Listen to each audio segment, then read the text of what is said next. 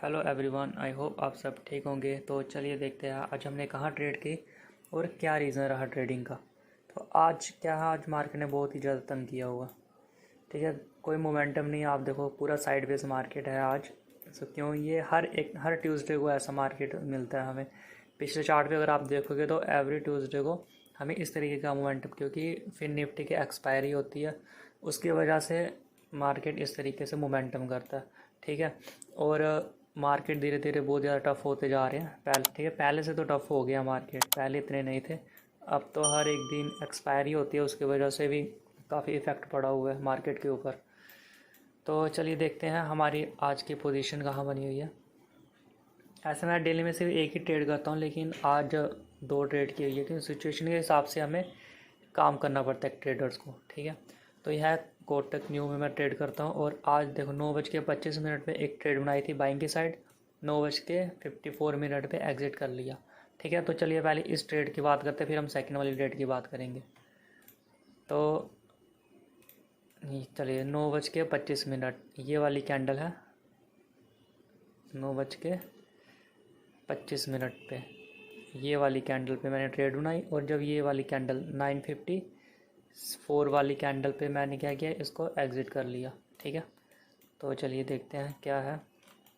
ये देखिए ये वाली कैंडल पे पोजीशन बनाई और ये वाली कैंडल पे एग्ज़िट किया, ये वाली कैंडल पे। तो क्या रीज़न रहा पोजीशन बनाने का? देखो सबसे पहले तो मार्केट ने सबसे पहले मैंने क्या करना था, यहाँ पे बाइंग की ट्रेड बनाई थी। लेकिन कहाँ पे बनानी थी? इस एरिया के आसपास मैंने बाइंग की ट्रेड बनानी थी, अगर मार्केट इस एरिया के आसपास ओपन होता है तो। लेकिन मार्केट ने खुलते ही ये इतना बड़ा कैंडल बना दी, ऑलमोस्ट 200 पॉइंट की कैंडल आई है फर्स्ट वाली। देखो इतनी बड़ी कैंडल बनाई है मार्केट ने। अब इसके अगेंस्ट जाना उसी टाइम तो मेरे बस का तो नहीं है। ठीक है, क्योंकि इतने बड़े फास्ट मोमेंटम की इसके अगेंस्ट में जाना आसान काम नहीं होता। ठीक है, जब मार्केट ने ये प्रीवियस डे का लो ब्रेक किया और यहाँ पे एक प्राइस एक्शन बनाने लगा नेगेटिव साइड का, तो फिर मैंने यहाँ पे बाइंग की साइड की ट्रेड बना ली, और मार्केट यहाँ से काफ़ी अच्छे पॉइंट दिए, ऑलमोस्ट 80 to 90 पॉइंट इंडेक्स में दे दिए थे। लेकिन ऑप्शन में इतना ज़्यादा प्रॉफिट नहीं दिख रहा था। ठीक है, ऑप्शन में बिल्कुल भी इंक्रीज़ नहीं हुआ था। तो मैं आपको ऑप्शन का चार्ट दिखाता हूँ। 44,000 का ये रहा कॉल ऑप्शन। मैंने कहा कि यहाँ पे ट्रेड बनाई इस लेवल के आसपास, और देखिए किस तरीके का मोमेंटम मार्केट ने इंडेक्स में यहाँ पे 80 to 90 पॉइंट के आसपास प्लस पॉइंट है। लेकिन यहाँ पे देखो 80 90 के हिसाब से बहुत ही कम ज़्यादा यहाँ पे इंक्रीज़ हुआ था मार्केट। अब यहाँ पे फिर मैं जल्दी एग्ज़िट हो गया। अब उसका रीज़न, जल्दी एग्ज़िट होने का रीज़न क्या? वैसे तो आपको एक फिर यहाँ पे क्वेश्चन अराइज होता है कि आप पूछोगे कि आपने टारगेट या स्टॉप लॉस के लिए वेट क्यों नहीं किया। तो यहाँ पे क्या है कि निफ्टी आज पूरा निफ्टी की वजह से मैं ट्रेड बनाते जा रहा था, उसको फॉलो कर रहा था। निफ्टी बड़ा काम ख़राब कर रहा था। यहाँ पे देखो मैंने यहाँ पे कहीं भी ट्रेड बनाई थी जब निफ्टी ने ये वाला लेवल ब्रेक किया, लेकिन निफ्टी और ज़्यादा नीचे आ गया। क्योंकि यहाँ पे 19,500 का लेवल था, साइकोलॉजी लेवल था। तो चांस थे कि मार्केट यहाँ पे आएगा। ठीक है, लेकिन जब ट्रेड में तो मेरे को थोड़ा डर लग रहा था इस एरिया के आसपास। क्या डर लग रहा था कि मार्केट निफ्टी अगर 500 का लेवल के आसपास है तो ये भी यहाँ से नीचे आ सकता था, क्योंकि देख जिस तरीके का इसने मोमेंटम किया था अपसाइड, तो नीचे स्टॉप लॉस वगैरह क्रिएट हो चुके थे। तो अगर मार्केट यहाँ पे अगर ये भी नीचे आता तो ये कम से कम इस लेवल के आसपास ब्रेक करने आ सकता था। तो इसलिए मैंने यहाँ पे जल्दी एग्ज़िट हो गया, ये रीज़न है एग्ज़िट होने का। ठीक है, साथ में निफ्टी की वजह से, क्योंकि निफ्टी ने भी 500 लेवल यहाँ पे सपोर्ट लिया था और ये पूरा नीचे आ गया। लेकिन बैंक निफ्टी ने क्या किया, खुद को यहाँ पे होल्ड कर लिया। ठीक है, बैंक निफ्टी ने होल्ड कर लिया, और फिर उसके बाद जब मार्केट ने ये वाला लेवल क्लियर कर लिया ना, ये है एक सपोर्ट लेवल है प्रीवियस डे का। देखिए थोड़ा जूम करता हूँ मैंने, ये देखिए यहाँ पे एक सपोर्ट लेवल है। तो इसका मार्केट ब्रेक करने आ सकता था, वो हाईली चांस थे कि अगर 19,500 का लेवल ब्रेक करता तो यहाँ पे भी आ सकता था मार्केट। तो यहाँ पे जैसे ही मार्केट आया ना, निफ्टी आया यहाँ पे, तो बैंक निफ्टी खुद को होल्ड कर रहा था। तो बैंक निफ्टी में इतनी ज़्यादा गिरावट देखने को नहीं मिल रही थी। उल्टा बैंक निफ्टी ने क्या किया था, यहाँ पे एम पैटर्न बना के एक नेगेटिव साइड का प्राइस एक्शन बनाया था यहाँ पे, और सेलर्स को बुलाया था इस एरिया के पास। जो मेरी सेकंड ट्रेड बनी है ना, वो मेरी बनी है यहाँ पे मैंने सेकंड ट्रेड बनाई है। ठीक है, और इंडेक्स में यहाँ पे भी आप देख सकते हो 10:05 पे बनाई है मैंने, 1:11 पे एग्ज़िट किया हुआ है।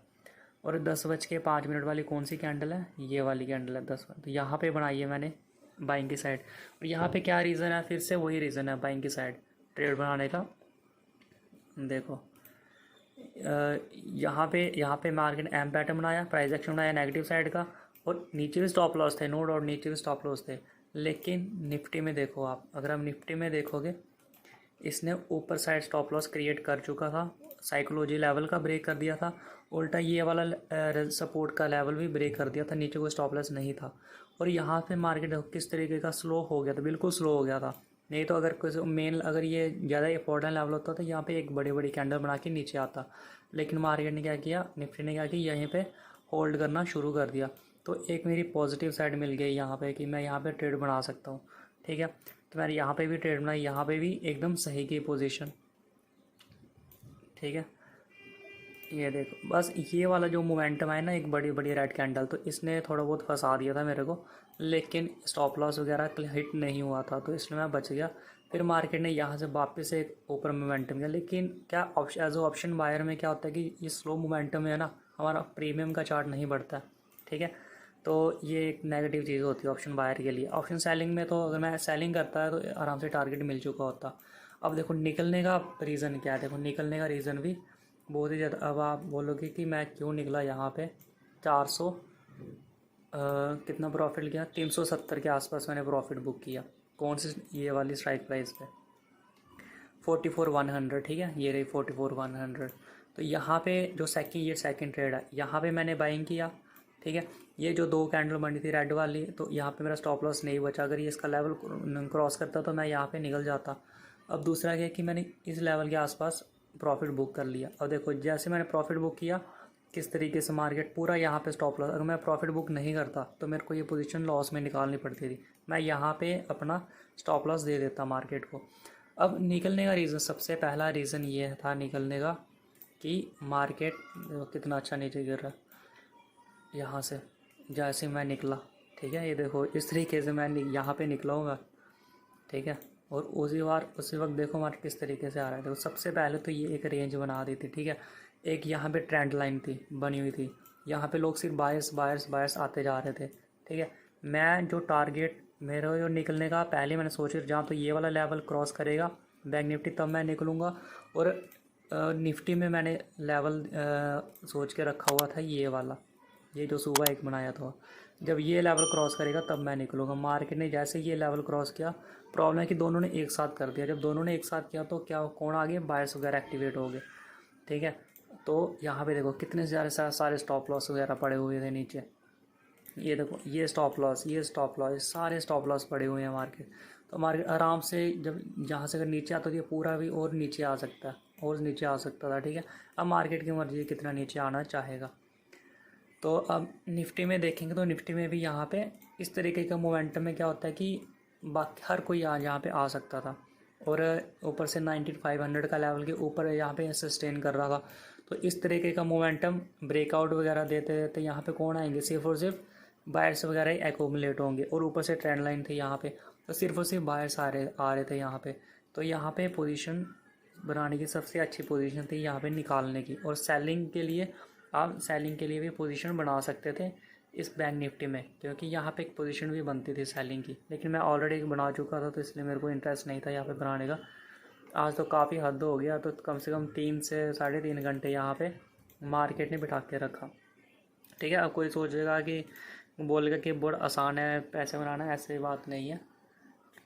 ऑप्शन में ट्रेड करना भी मुश्किल ही होता है। ठीक है, और आप लोगों ने क्या करना है कि एक्सपीरियंस लो, लर्निंग लो और प्रैक्टिस करो। ठीक है, चलो आज के लिए इतना ही, थैंक यू।